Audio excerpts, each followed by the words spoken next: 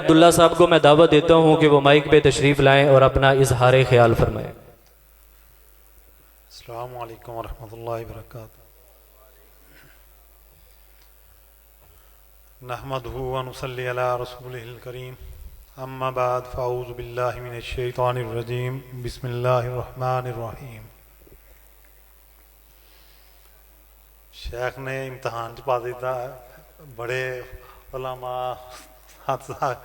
की मौजूदगी च बोलना बड़ा मुश्किल है,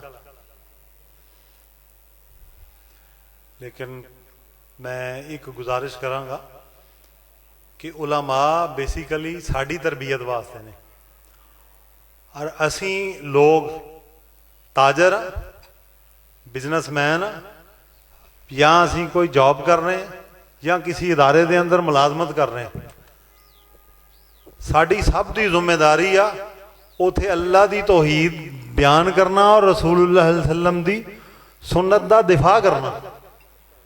उलमा साडे दिफा साड़ी तरबियत वास्ते आ, असी दिफा वास्ते हाँ।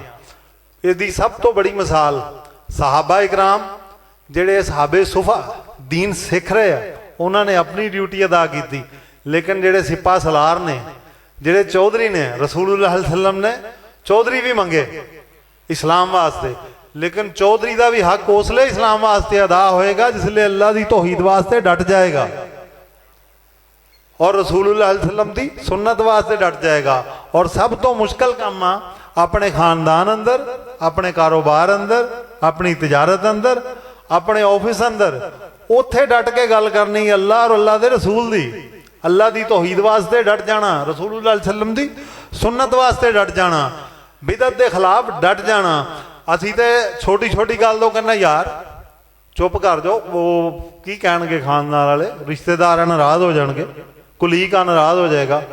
क्या मैनू दसो जो किसी भी नबी ने अल्लाह की तौहीद का प्रचार किया उदों रिश्तेदार ने कतल के मनसूबे बनाए या किसी गैर ने? असी डरते इस गल तो कि यार रिश्तेदार की कहेगा। यानी जन्नत इन्नी सस्ती आ कि असी अल्लाह की तौहीद के मुकाबले च खामोश हो जाइए, इखलाकियात का दरस दईए। यानी इखलाकियात की ने? कोई भुखा वा उन्होंने खाना खिलाओ, कोई धुप्पे खड़ा उन्होंने छावें बिठाओ, कोई प्यासा वा उन्होंने पानी पिलाओ, मिठी जबान नाल गल करो, सोहने अंदाज अंदर बोलो। लेकिन जिसले अल्लाह की तौहीद की बात आ जाए तो फिर डट जाओ। उस जमाने का सब तो बद इखलाक बंदा हुआ जिहदे सामने शिरक की बात होवे और खामोश हो जाए, क्योंकि अल्लाह कहता मुशरक मैनू गाली दिंदा ते असीं कहने कि यार इखलाकियात है कि मिठे मिठे हो जाओ। अल्लाह कह रहा कि मुशरक गाली दिंदा मैनू ते असीं कहने इखलाकियात का दरस दो, जिहड़ा जो कर रहा उन्होंने चुप रहन दिओ। रसूलुल्लाह सल्लल्लाहु अलैहि वसल्लम दी सुन्नत के मुकाबले के अंदर अगर कोई बिदत नूं प्रमोट कर रहा, असीं खामोश हो के कह रहे हैं असीं इखलाकियात का दरस दे रहे हैं। नहीं नहीं नहीं, इखलाकियात सब तो बड़े इखलाकियात अल्लाह की तौहीद का पहरा देना सब तो बड़ा इखलाक, और रसूलुल्लाह सल्लल्लाहु अलैहि वसल्लम की सुन्नत का पहरा देना सब तो बड़ा इखलाक है। मैं को आलम तो नहीं, अदना या तालिब इल्मां दा भी तालिब इल्म हाँ, तो मैं इन्हां अल्फाज नाल ते इत्तफाक करना। जज़ाक